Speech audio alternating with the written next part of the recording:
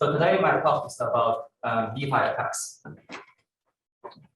This is actually a jump book with all my fantastic clauses, and the paper is actually accepted by IE S&P 2023 a few weeks ago. But we are still improving the paper, and hopefully we can include more attacks in the paper in the next few weeks.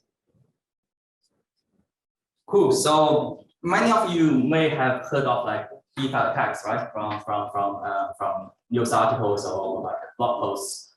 But we actually struggled to come up with a clear definition on what is that attack. So if anyone have any idea on how to define what's an attack, please come to me after the presentation. So the key problem is, I will give an example, right? So for example, we have two platforms, and one platform is a lending platform, and it depends on another exchange as the price oracle, right? So let's say if the price on the exchange was pumped, and which triggers like a liquidation in the lending platform, then would you define this as a normal liquidation mechanism which is helping the market, or would you define it as an attack, right? Which is quite hard. That's why we find it very challenging to define what's an attack. So we're trying to kind of wiggle away from the definition problem. So what we did instead was to kind of look into like public open data sets, and then merge the public open data set. And we collected in total 181 attacks, right? You can also call them incidents. And from this time frame, you can see, like for example, there are $2 billion USD lost between 2021 to like basically in 2021 for 105 incidents. So this is not a small thing, right? This is a very large damage for the entire DeFi society. Many protocols, they had like losses in TVL, which is not a good thing. So given so many attacks in DeFi, we have the following two research questions. The first one is, how can we systematically measure DeFi attacks, right? Like, how do we compare them? How do we compare the execution? How do we compare the damage? And also we want to understand what can we learn from the past incidents in order to strengthen the entire DeFi community, right? How can we prevent attacks? How can we detect attacks?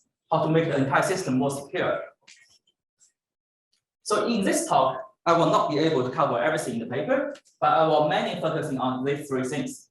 Firstly, I will try to reach a common language between us. So I will introduce a DeFi reference frame, which will be used to kind of do some empirical analysis of the past DeFi attacks. And then I will look into some DeFi defense solutions we have thought about. So this is not a comprehensive like a solution space, right? But we thought the solution we have in the paper are quite interesting and can be quite helpful for the entire DeFi community. Okay, so first I want to have this system model. So DeFi is not like a simple system. It consists at least these 5 different layers. On the very bottom, we have the network layer, where we have the communication protocol, the TCP/IP, BGP, etc. And we also have the network protocols, like how the peers discover each other on the blockchain protocols, how the data are propagated, right? How the blocks are propagated, how the transactions are propagated. On top of the network layer, we have the blockchain consensus layer. So we have the proof of work, or like most recently, Ethereum has like swapped from POW to POS. So we have the consensus protocol to reach consensus between the blockchain nodes. What's the latest view, right, of blockchain, and what has been already finalized. We also typically have this incentive protocol, right? So the miners are not just there like work for free. They need some reward in order to kind of encourage the blind behavior from the miners. We also have the MEV award and transaction fee. On top of that, we have the smart contract layer, which things start to get interesting, right? Like anyone can code a smart contract and deploy it on the blockchain network. And then you can even like code financial applications in the smart contract, which leads to the DeFi protocol layer on the very top of the system model. Although people kind of always say DeFi is a decentralized system, but typically DeFi also rely on some auxiliary services, and these auxiliary services are typically centralized nowadays. So if you ever use a DeFi application, you probably will interact with the UI. The UI is a centralized service, right? There's also off-chain oracles. For example, Chainlink is one of the off-chain oracles. You also have centralized wallet providers, for example, MetaMask. And you also have like these DeFi operators. They can do like, for example, emergency pause if there's an attack. So this centralized component, I feel is a bit like understudied at the moment for for the traditional security studies. Okay, so we also have this threat model. We have adversarial goal, the adversarial knowledge, and adversarial capabilities. So for the adversarial goal, does anyone know what's a non-monetary adversary? Any idea? So one of the interesting things we have observed, right? Like there are some like Twitter anonymous accounts where they act as white hackers. So they attack the DeFi platforms and then they return the money to the DeFi protocol. So they are not attacking for money. They are more kind of attacking for fame or like for replication, basically, which is quite different from the traditional kind of adversarial threat model.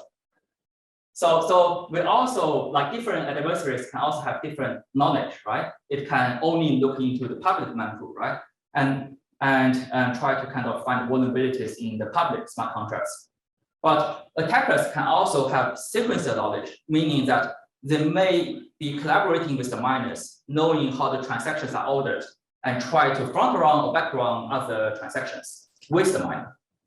They can also be insider, right? Insider basically means maybe I'm an operator for a DeFi protocol. I know the private key. I just like take out the money and run away. So insider knowledge is basically the strongest kind of threat model we are considering in the paper. We also have like 15 different types of capabilities. I will not go into the details, but one example is the usage of a collection, for example, as a capability. Okay, so this is the data we have collected, right? So as I've mentioned, we're trying to kind of avoid the definition of an attack, right? So we looked into 3 public resources, namely Rapid News, Snowmist, and CryptoSat database. And we merged all the database and found 181 incidents. So this is like only DeFi relevant incidents, right? We're not considering like gaming, casino applications, etc. And this incidence is not complete, but we are trying to avoid the definition and we're trying to avoid the bias in the data collection process. So we simply merged the entire database. Most of the attacks are on Ethereum, and we have like 69 incidents on Binance Smart Chain. We also looked into academic papers from the 8 top conferences in security and software engineering. We have collected 78 papers on DeFi from 2018 to 2021, with a few SoKs, some security tools, meaning like some tools to audit the smart contract or automatically find vulnerabilities. We also have some attack papers which look into specific vulnerability types and analyze the attacks. To have like a holistic view, we also looked into 6 of the leading auditing companies and collected 30 most recent audit reports. So as a result, we have this huge table. I know it's not very readable, but sorry about that. So I will walk through the table on a very high level. So on the y-axis, we have all the 5 layers from the previous system model, right? And on the x-axis, we have the data we collected from different sources. So we have the academic papers, the audit reports. And the first column is basically the incident cause, right? And the second column is the incident type. So the cause is kind of like the parent, the root cause, and the incident type is like more gratified, like a more specific vulnerability type.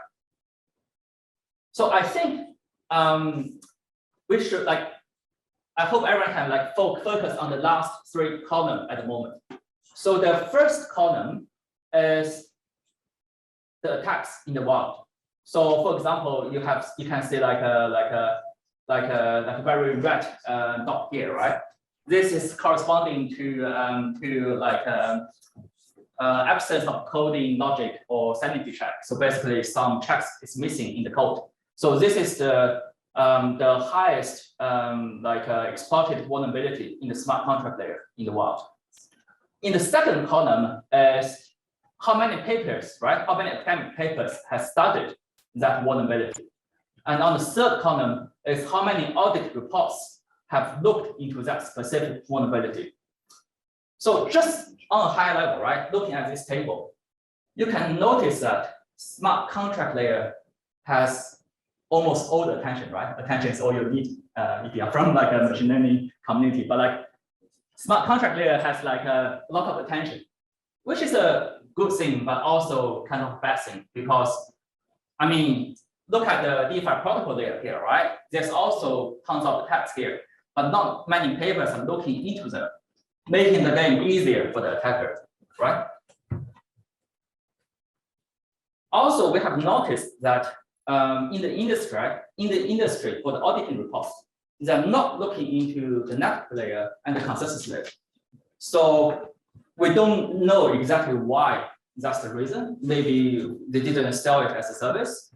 But from our understanding, network layer is also quite important for DeFi, especially because you can do this like market, like transaction order manipulation attacks, right? So you want to really think deeper into like what people can do on the network layer in order to kind of like attack the transaction order.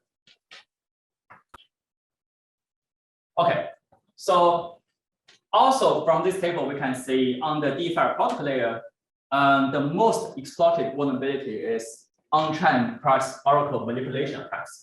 And there's only 9% of the academic paper is looking into that vulnerability, which suggests in the future, we hope the community can do more work for this specific vulnerability.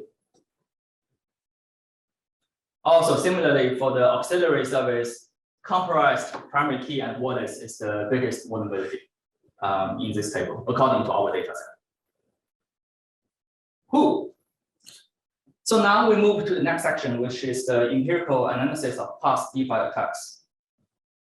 The first question is, how can we systematically measure DeFi attacks, right? So we look into different protocol types. We also look into emergency pause. I will skip the effectiveness of audits in this talk, but that's in our paper. So if anyone is interested, please check out the paper. Okay, so for all the incidents, right, we have grouped them based on the category. So on the x-axis on the top, you can see different categories. And we also, based on third-party services, we have checked the TVL in billions, right? Like in the second row here. And also, we have checked which vulnerability relates to which layer for different types of DeFi protocols. So one thing we can find is yield farming protocols and the bridges suffers the most monetary loss based on our data set, right? But if you look at the TVL, they don't have the same TVL. Like yield farming protocols has like 9 billion TVL, and bridges has 11 billion TVL, right? So it's indicating that maybe yield farming protocols are losing more in terms of ratio comparing to bridges. Another thing you can look at is DEXs, right? Like decentralized exchanges, which is having the highest TVL across all different types of applications with 27 billion USD. But if you look at the monetary loss, it's actually not that big. It's only 12%. So yeah, so there's some like this table may suggest that certain types of DeFi protocols are more risky, right? In terms of like whether they are in terms of the probability of getting hacked. Also, we checked the vulnerability type of each of the different groups. We find that for protocol layer vulnerability, stablecoin is having the highest percentage for that layer, right? So we think the reason is for stablecoins, they typically rely on some other DeFi protocols to get the price, right? To get the price of the collateral, and there's typically liquidation implemented for stablecoins. So that means for stablecoin projects, there's always this composability. So you're combining the DeFi services from multiple DeFi applications to build a stablecoin. So this dependency, which is causing all the DeFi protocol their vulnerabilities, right? So DeFi protocol vulnerability meaning that it's exploiting the dependency between DeFi applications. There's something wrong with the design, the financial design of the application. Cool. So we have also looked into emergency pause. So very surprisingly, right, we found that 87 out of the 181 protocols have an emergency pause mechanism, which is much higher than what I was expecting. And what's even more surprising is only 25 out of the 87 protocols initiated emergency pause within the first 6 hours of the attack, right? Only one single protocol actually paused within 1 hour. So what this is indicating is there's not yet an automated intrusion detection tool at the moment for this entire system. Maybe like the attack happened when the protocol managers are sleeping, and then they wouldn't be able to check it right after 6 hours or something. So this detection tool is going to be very important if the protocol managers actually want the emergency pause function to work. So we hope in the future there will be some follow-up work on this automated intrusion detection tool. Cool. Okay, so now things are getting interesting. So we'll discuss the defense for DeFi attacks. So how can we learn from the past? We will discuss these 3 topics, which is the rescue time analysis by code similarity, and also how attacks are executed at the moment. There are many other things we discussed in paper. So again, if you want to know more, please check out our paper. Cool. So we have this rescue time frame. So this is a typical pattern we observed in our data set.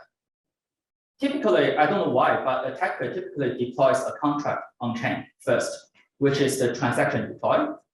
And then after a while, right, after the contract has been deployed, the attacker will trigger the attack by issue this transaction first.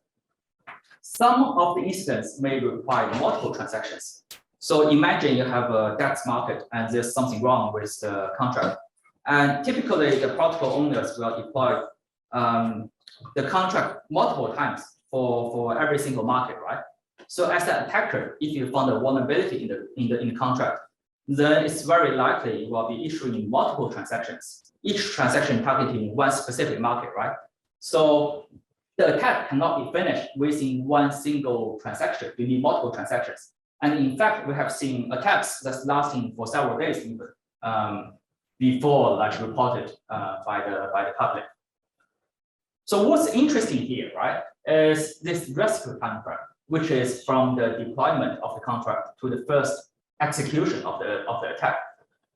Because you already deployed your contract on chain, meaning that the code of the contract is available on chain. Everyone can check the code. It means it grants you an interval where theoretically you can do some reverse engineering or static analysis to figure out what's the actual logic the attacker is intending to do. And then you can front run the attacker by exploiting the DeFi attacks yourself. Basically, basically you mimic whatever the contract is doing, code your own transaction, and then send it to the P2P layer and front run the attacker.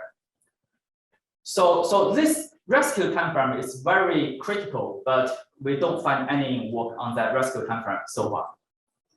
Also, we have the incident timeframe, which is a bit different, right? So basically, you observe the first attack, and then you know how the attack works.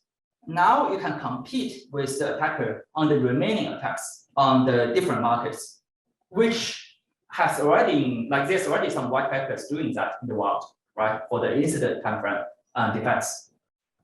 So the high-level intuition is attackers can be front-run during the rescue timeframe, and from the attacker side, we hope they can batch the contract deployment and the first attack transaction in a single transaction, right? A batch execution. So basically, don't grant this rescue timeframe for anyone to attack them. But from the defense side, I hope in the future there can be some automated tools to check the logic in the contract and try to reverse engineer and protect the DeFi ecosystem. Okay, so we also work on this bytecode similarity analysis. I will skip the technical details, but on a high level, we want to find out that basically, like in DeFi, it's a typical thing that some of the DeFi protocols fork the code of the other DeFi protocols, make some minor modifications, and then release their own exchange. One example is SushiSwap, which forked Uniswap. So if we can find out a vulnerability in the Uniswap contract, then it's very likely this vulnerability also exists in the SushiSwap contract, right? So the high-level idea is, can we use bytecode similarity to compare the similarity between different contracts and then automatically identify vulnerable contracts in this way? So our study looked into all the adversarial contracts we collected in our data set. And we found out that 29 adversarial contracts has 100% similarity, meaning according to our heuristics, they are exactly the same. There may be some minor differences, but the logic is exactly the same, meaning that once the first adversarial contract is detected, we can find out all the other adversarial contracts using our algorithm. We can also follow a similar strategy to find the victim contracts, right? So this bytecode similarity works for both the victim and the attacker. Okay, the very last thing I want to talk about is the usage of relayers, which is flashbots. We found 18 of the incidents are actually executed through flashbots. This means that the attack goes through the private mempool. So the transaction will not be able to be detected on the public mempool, and you cannot front run the attacker because you don't see the transaction. What's interesting here is we found out that 6 of the 18 incidents are actually accelerated by arbitrage traders. So on a high level, it's gonna be working like this. So on the y-axis we have on the x-axis we have the time, and the attacker first submits the adversarial transaction TXA into the P2P network, and the arbitrager he just detects all the transactions in the mempool and then try to backrun this transaction to see if there's any arbitrage transaction left on the table that they can extract. So one example is if you do some kind of like a price oracle manipulation attack, you might be pushing up the price on a certain market on Uniswap, but arbitragers can step in to perform an arbitrage and extract the value after your attack. Cool. So that's it for my talk. The summary is we find that network layer and consensus layer incidents are understudied, and the attacks appear to be kind of specialized on one single layer at the moment. We very rarely see attacks that's touching multiple layers in the system model. And we have many ways to defend the DeFi ecosystem, and we hope that our work can inspire future researchers on this topic. Yep. Thank you.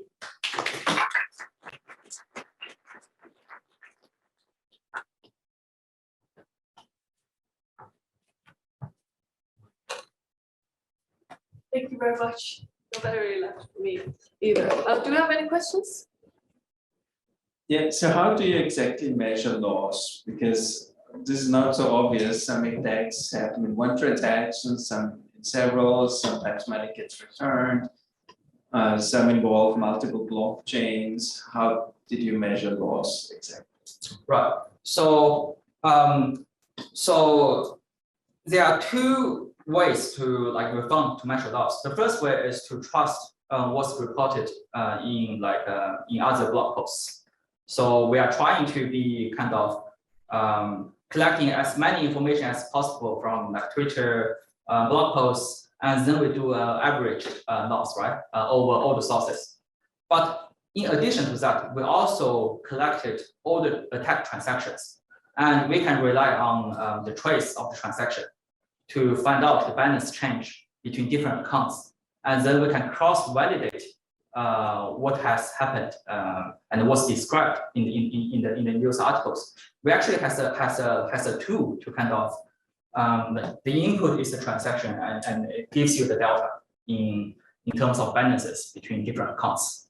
The tool is not fully automated in a sense; it doesn't identify adversarial address that accurately.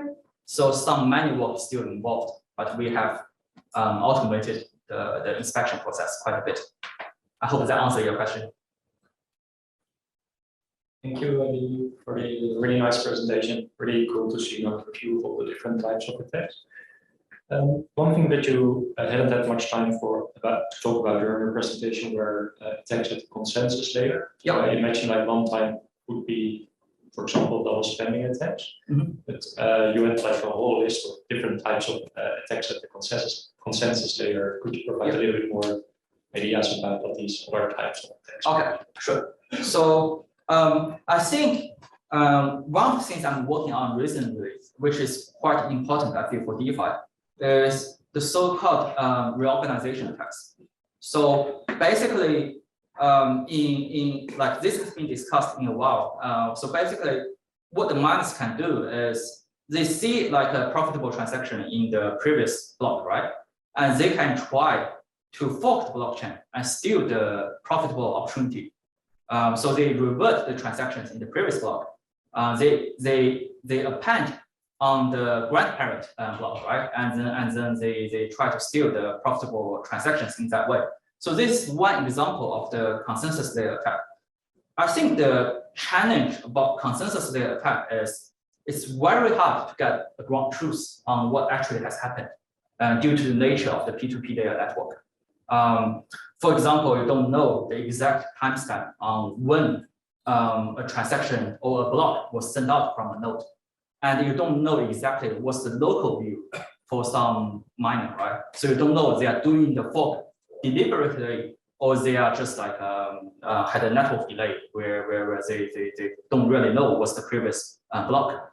So I feel that's quite challenging. And for me, I'm not aware of any automated tools to actually monitor the consensus layer stability at the moment. But also performing consensus layer attack, from my personal view, is much harder than just exploiting a smart contract, because you want to have very deep knowledge on all the layers, and also you need to take some risks, right? Because it's not guaranteed to succeed. So that's why it's much more challenging.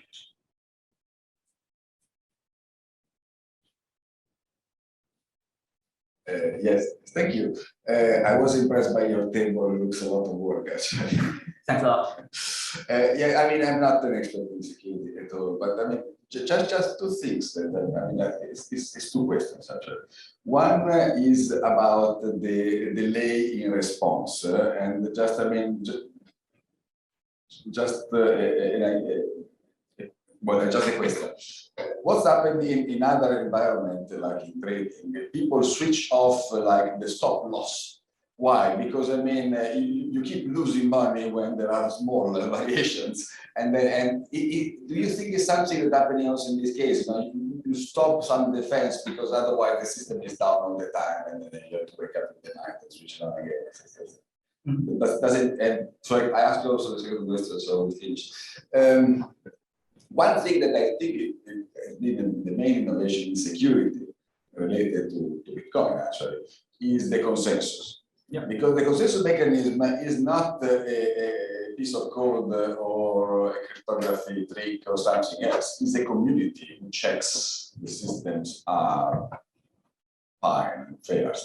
And what you show, except for the attacks on the consensus, but you said they are not particularly easy to understand, is traditional. So I mean, people just don't code things right. You know? But I don't see any defense from the community except for the consensus.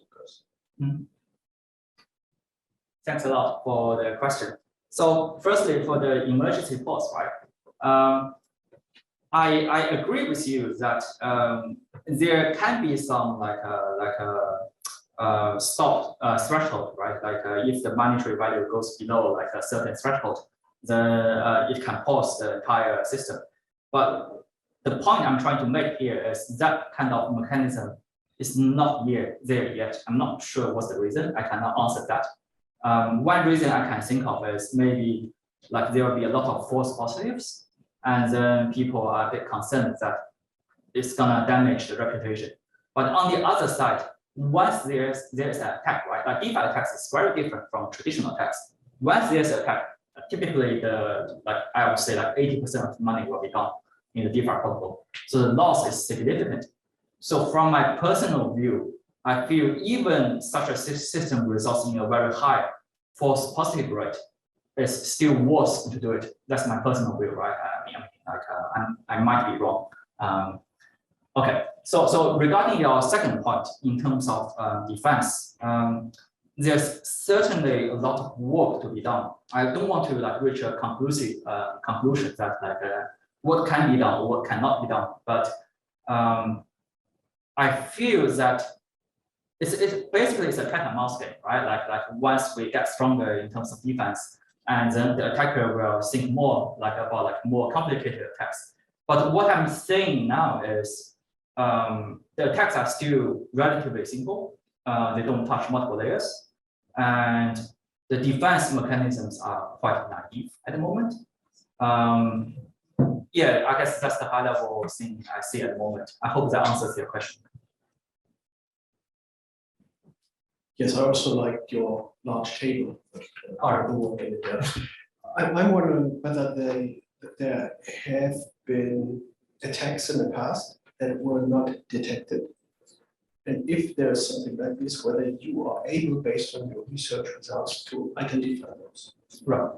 So yeah, that's a very good question. Like this is actually bothering me quite a lot. I highly suspect there are tons of undetected attacks in the world. I'm actually working on such a system at the moment. I cannot share the details at the moment because I'm not too sure if it's working or not. I haven't done the evaluation yet. But such an IDS, right, like intrusion detection system, will be highly valuable. And yeah, right. I actually completely agree with you. I think there must be a lot more attacks. Some of them may not be with that many monetary value. That's why they didn't receive a lot of attention, but there should be more.